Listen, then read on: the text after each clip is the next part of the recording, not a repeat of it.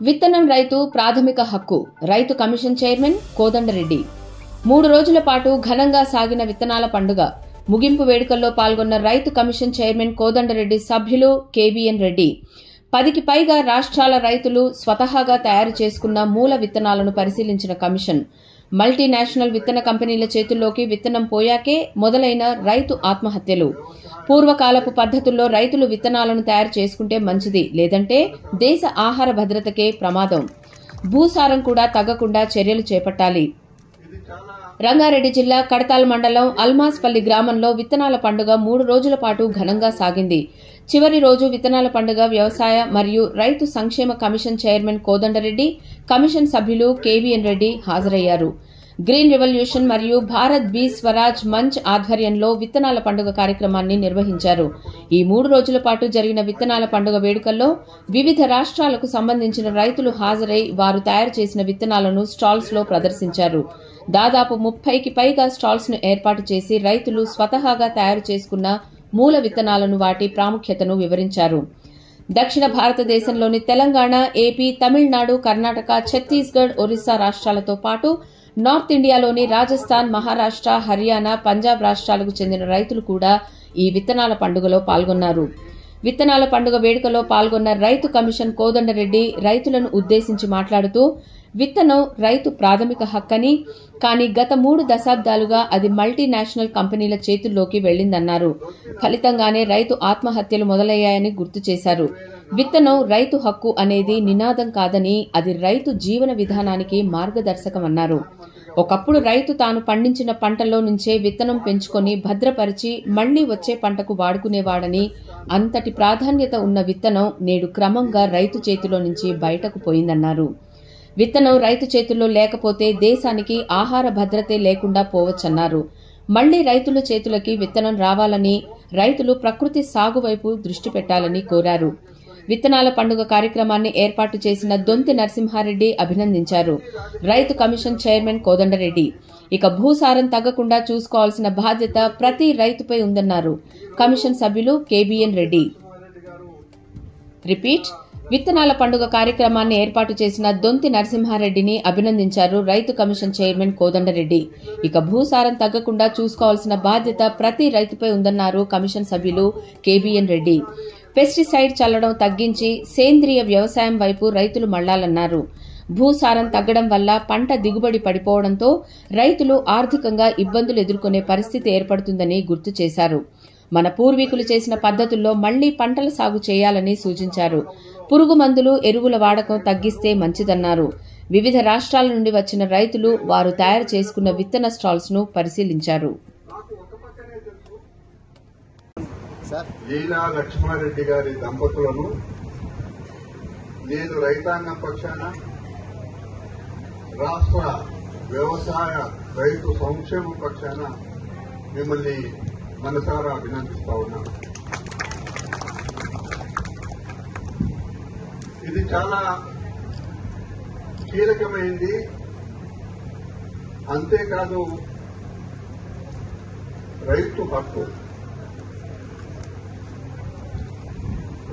హక్కు విషయంలో పదే అనేక సందర్భాలలో కల్తీ విత్తనాలు వచ్చినప్పుడు, మల్టీనేషనల్ కంపెనీల వాళ్ళు విత్తనాలు ఎక్కువ ధరలకు అమ్మినప్పుడు అనేకమైన సందర్భాలలో ఈ విత్తన హక్కు విషయంలో సుదీర్ఘంగా చర్చ జరిగింది. దీంట్లో ముఖ్యంగా ఒకప్పుడు కల్తీ విత్తనాలు కొని ఆత్మహత్యలు చేస్తున్న సందర్భాలు కూడా ఈ రాష్ట్రంలో ఉన్నాయి. పెట్టుబడులు పెరిగి తీరా పంట చేతికి వచ్చిన తర్వాత పూత కాత రాక ఆత్మహత్యలు జరుగుతున్న ఆ సందర్భంలో కూడా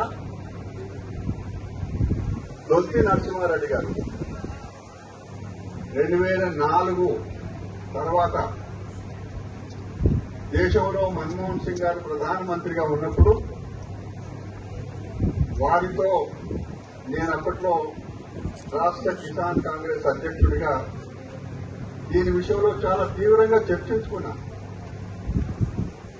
ఒక సమగ్రమైన చట్టం తీసుకురావాలనే ఆలోచన ఆనాడు అందరికీ కలిగిన సందర్భంలో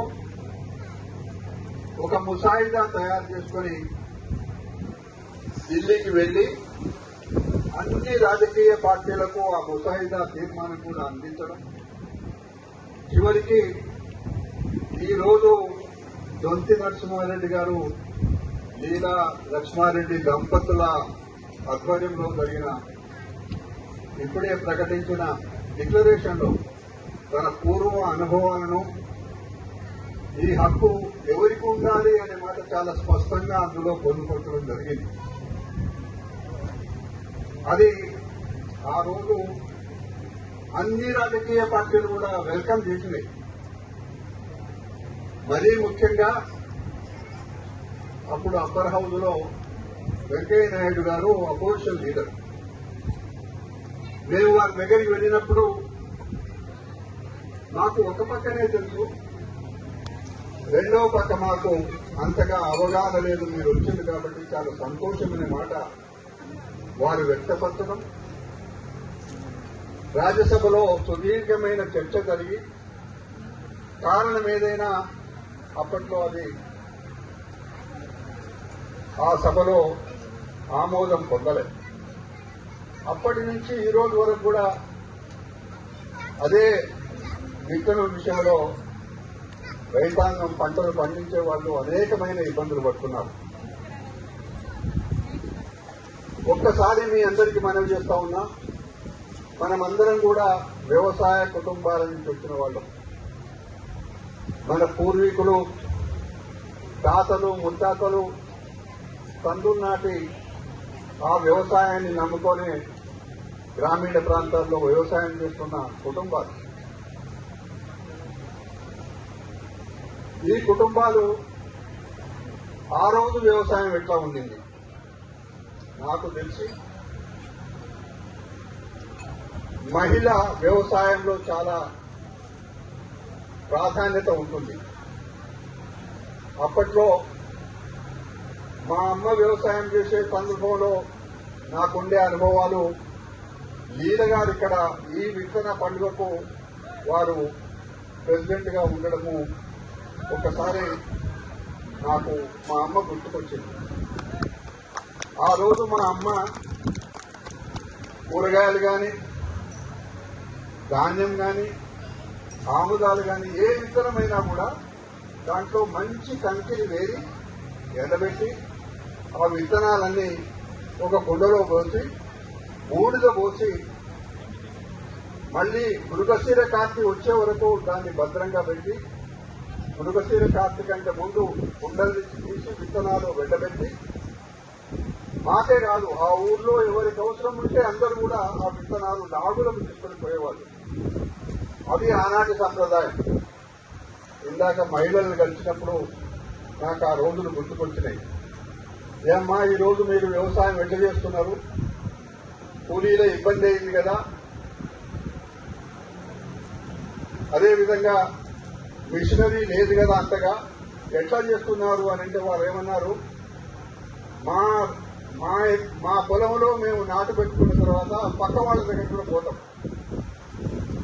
అంటే మేము అందరము కలిసి ఒక కుటుంబం లాగా